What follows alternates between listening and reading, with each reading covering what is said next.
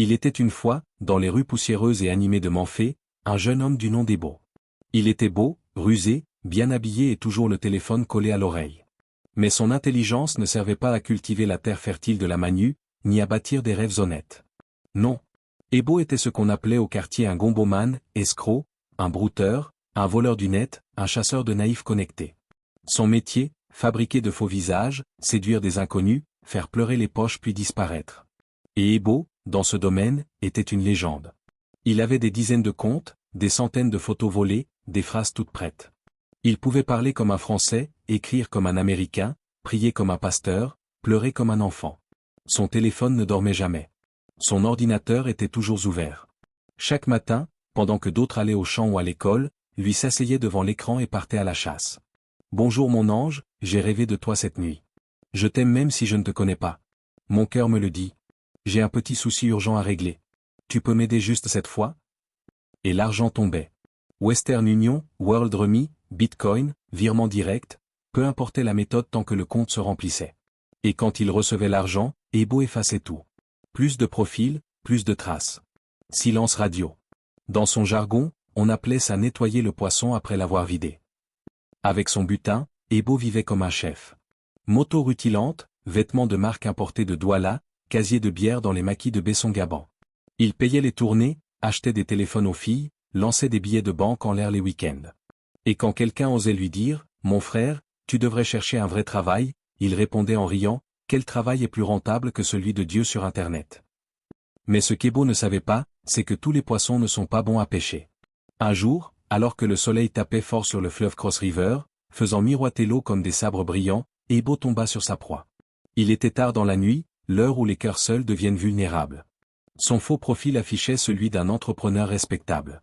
Il parcourait les groupes de discussion comme un pêcheur jetant son filet. Et là, il le vit. Un homme pas bavard, pas méfiant, ni trop curieux, ni trop naïf. Juste assez ouvert. Son nom semblait étranger, peut-être d'Inde ou d'Asie lointaine. Son français était propre, neutre. Il écrivait avec des phrases courtes mais précises. Son compte était discret, presque vide. Ebo n'hésita pas. Il lui raconta une histoire, une de ses préférées, celle du jeune entrepreneur bloqué au Cameroun après un contrat manqué. Une arnaque inversée, un classique. Il fallait juste dépanner de quelques milliers d'euros pour qu'il récupère un chèque ou paie une taxe de déblocage. Rien de plus. L'homme demanda peu. Il n'hésita presque pas. Il accepta. En une seule fois, il envoya 30 000 $. Plus de 18 millions de francs CFA. Ebo sauta de sa chaise en voyant la notification. Il dansa le monachime, il cria, il tapa dans la main de son cousin, il bénit la connexion MTN. Et comme toujours, une fois le compte bien vidé, il supprima le profil. Il effaça toutes les conversations, changea de téléphone, reformata son ordinateur et reprit un autre nom, une autre image, un autre mensonge. 2 jours plus tard, le soleil s'était levé comme d'habitude sur Menfé. Les mototaxis vrombissaient au carrefour. Les vendeuses de Héru et de Waterfufu appelaient leurs clients. Mais dans la chambre climatisée d'Ebo, le prince autoproclamé de l'arnaque digitale, quelque chose clochait. Assis, torse nu, une Guinness à moitié vide sur la table, Ebo venait de créer un nouveau compte. Nouveau nom, nouvelle photo, nouvelle stratégie. Il s'apprêtait à lancer son prochain appât. Soudain, une notification, un message. Ebo ouvrit machinalement et là, il se figea. Le même nom. Le même homme. Le même style d'écriture. Bonsoir, nous ne nous sommes pas encore compris. Ses yeux s'écarquillèrent. Impossible. Il avait supprimé le compte, effacé l'historique, fait le ménage. Il se leva d'un bond, paniqué, et sans réfléchir, il supprima ce nouveau compte. Ce n'est pas logique. Il ne peut pas me retrouver. Je l'ai bloqué. J'ai tout effacé. Le soir même, il en créa un autre, plus sécurisé. VPN, fausse IP, téléphone jetable. Il était fier de son anonymat. Mais à peine connecté? Encore lui? Même nom. Même photo. Même silence qui glace les os. Tu peux changer ton nom, mais pas ce que tu as pris. Ebo sentit une sueur froide couler dans son dos. Il resta figé, les yeux rivés à l'écran. Il essaya de fermer la page, de forcer l'arrêt de l'ordinateur. Il se leva, sortit dans la rue. Il voulait juste respirer l'air humide de la forêt, mais dehors, tout lui semblait flou. Le monde sonnait creux, comme si quelque chose d'épais flottait entre lui et la réalité. Il se répétait à lui-même, ce n'est qu'un hasard, ce n'est qu'un robot, ce n'est qu'un algorithme. Mais son cœur cognait fort, trop fort. Ses mains tremblaient. Le lendemain matin, il tenta une dernière fois. Nouvelle machine, nouvelle puce, nouvelle identité. Il n'avait jamais autant brouillé ses traces. Mais à peine le profil activé, une alerte. Il ouvrit les mains moites. Et là, encore ce visage. Encore cet homme. Encore ce regard vide mais brûlant. Je suis toujours là. À cet instant précis, Ebo perdit le contrôle. Il ferma brutalement l'ordinateur, jeta le téléphone contre le mur, se mit à transpirer, à halter. Il ne comprenait plus rien. Qui est cet homme? Comment le suit-il? Que veut-il? 3 jours après, Ebo commença à se sentir mal. La maladie tomba sur lui comme une pluie d'encre noire.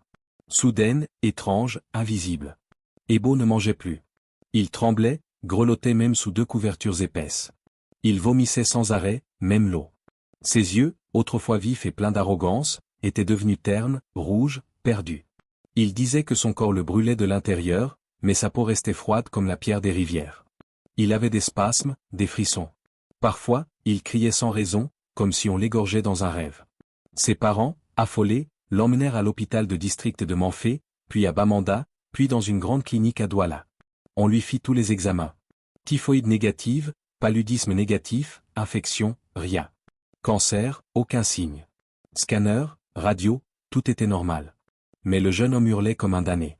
Il se tordait sur le lit d'hôpital. Il appelait sa mère. Il appelait Dieu. Il appelait parfois même des noms en langue kenyane que personne ne connaissait. Alors les parents comprirent que ce n'était plus une affaire de médecine des Blancs. Ils firent venir un ganga, guérisseur traditionnel, respecté de la région, connu pour voir ce que les autres ne voient pas. Le vieil homme entra, drapé dans son tissu traditionnel sanja. Il s'approcha du lit d'Ebo, sortit une poignée de noix de cola, souffla dessus, les jeta au sol. Puis il resta figé. Longtemps. Son visage se crispa. Il regarda le père, puis la mère, et doucement, il referma son sac en peau de bête. Ce garçon est tombé sur quelque chose de plus grand que moi, dit-il en ramassant ses noix. Ce n'est pas de la malchance. Ce n'est pas une attaque ordinaire de sorcellerie du village. C'est une justice qui vient d'ailleurs. Il baissa les yeux, se leva et s'en alla sans demander d'argent, sans dire un mot de plus. Mais Ebo ne répondait plus. Il transpirait. Ses lèvres noircissaient. Ses yeux roulaient parfois comme ceux d'un possédé. Il parlait dans son sommeil des langues étranges. Des rires sinistres s'échappaient parfois de sa bouche, à la nuit, dans la maison familiale, les murs semblaient respirer. Puis un matin, alors que le ciel de Manfé était couvert de nuages lourds, Ebo sentit une démangeaison étrange au bas de sa jambe. Sur sa cheville, un petit bouton rouge, discret. Il le gratta machinalement. Un simple geste. Mais à peine l'ongle passé, le bouton saigna. Une goutte, puis 2. La peau s'ouvrit comme un fruit trop mûr. C'est rien, dit-il à sa mère. Juste une piqûre de moustique. Mais le lendemain, la plaie n'avait pas séché. Elle avait grossi, noirci, et elle grattait encore. Jour après jour, la blessure devint une plaie ouverte, béante. La chair autour s'assombrissait, se creusait, puis pourrissait. L'odeur se faisait tenace, insupportable. On mettait du miel sauvage, des écorces d'arbres sacrés, des pommades importées. Rien ne fonctionnait. Le mal montait lentement, comme un serpent invisible. De la cheville au mollet, du mollet au genou. Les veines semblaient mortes. La peau tombait en lambeaux. Ils retournèrent à l'hôpital. Les médecins étaient effarés. Médicalement, votre jambe est saine. Mais regardez-la, elle pourrit devant nous. Un médecin finit par murmurer dans un coin, ce n'est pas une maladie de l'hôpital. Ebo, en larmes, supplia, docteur, amputez-moi. Coupez la jambe, prenez l'argent, sauvez-moi. Le médecin, hésitant, accepta. L'opération fut fixée au lendemain. Mais le lendemain matin, le médecin fut retrouvé mort dans son lit. Sans raison, sans blessure, sans explication. Alors, dans un dernier souffle d'espoir, la famille décida de partir plus loin, vers le grand maître mystique de Bashio à Kagbe, là où les initiés parlent directement aux ancêtres. Ils firent des heures de route sur des pistes boueuses. Ebo était allongé à l'arrière, la jambe bandée, le visage vidé, les yeux fiévreux. À chaque virage, il semblait plus léger, comme si quelque chose en lui s'échappait déjà. Enfin, ils arrivèrent dans un hameau reculé, silencieux, écrasé par la chaleur humide. Là, dans une case entourée de feuilles de palmier jaune, le signe de l'interdit, un vieux sage les attendait. Il n'avait pas besoin de poser de questions. Il observa Ebo longuement, sans rien dire. Puis, d'une voix grave, lente, rugueuse comme le vent dans les bambous, il parla. « Tu as pris de l'argent. Mais cet argent n'était pas un don, c'était une chaîne. L'homme savait que tu le trompais, et pourtant il t'a payé. Ce n'était pas une erreur. C'était un pacte. Il a acheté ton âme. Ebo s'effondra. Il pleura. Il supplia, aidez-moi, je suis désolé.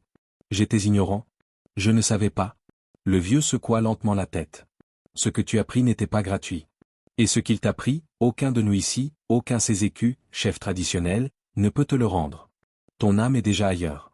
Elle a été capturée par un maître de la magie rouge, loin, très loin. Et ceux qui peuvent la libérer ne sont ni ici, ni sur cette terre, ni dans cette époque. Le silence s'abattit dans la case. Seuls les cris des Kalao au loin semblaient encore vivants. Ils rentrèrent à Manfé. Ebo ne parlait plus. Il ne mangeait plus. Il ne sentait plus rien. Il n'était déjà plus là. 2 jours plus tard, il s'éteignait. Pas dans un hôpital, pas dans un cri, mais comme une bougie qu'on souffle d'un seul coup. Sans bruit. Son corps fut enterré dans le carré familial, sans les danses habituelles, sans les célébrations. Les condoléances furent brèves. Les voisins chuchotaient, les jeunes évitaient de parler de lui trop fort. Et les anciens disaient, les yeux baissés, il a franchi une porte qu'aucun homme ne peut refermer. Depuis ce jour, dans les quartiers de Manfé et de toute la Manu, quand un jeune veut se lancer dans le broutage ou la cybercriminalité, les anciens racontent l'histoire d'Ebo, le garçon qui a vendu son âme sans le savoir. Et ils murmurent le soir, quand le vent souffle dans les palmiers, ne vole pas ce que tu ne comprends pas, car certains transferts se paient avec le sang.